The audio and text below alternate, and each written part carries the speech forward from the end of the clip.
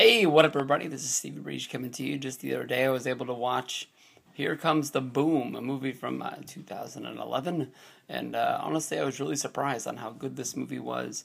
Kevin James, to me, honestly, as a number one actor in a movie, hasn't been making big blockbuster movies. To me, I always sort of relate him as sort of a guy like Jack Black.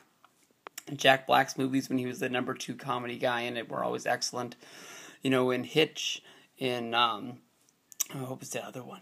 Chuck and Larry, that was carried by Adam Sandler. I thought that was a good movie. But ever since he's moved into that number one role with movies like the Zookeeper, Paul Blart, other movies, he just hasn't really done it. So I don't know why I pushed back on watching this so much, but I was able to watch this the other day, and boom, it was an awesome story about a biology teacher moving through MMA fights. He was doing this because it was the one way he thought he could earn money as an ex-wrestler, and he saved the music department at his school. There was a funding thing, and one of the teachers, Henry Winkler, was really old, but just at that time he also found out that he was about to have a new baby.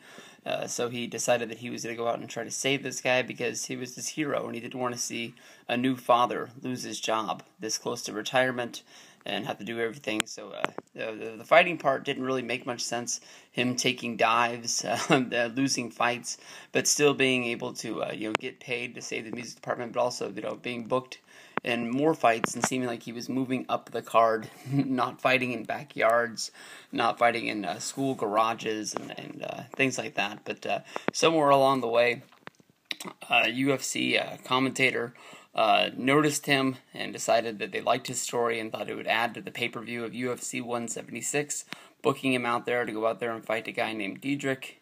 And I don't know, it was a pretty good fight in the movie.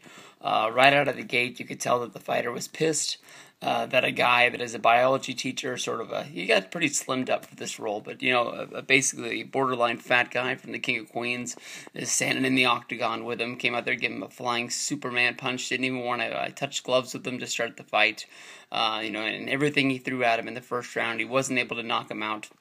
In the second round, James went out there and really got his ass kicked again to the point that at the end of the round he was saved by the bell, and he was so dazed he didn't even know what corner to go to. He walked to the opposing corner and tried to tell the guy, thank you very much for a good fight.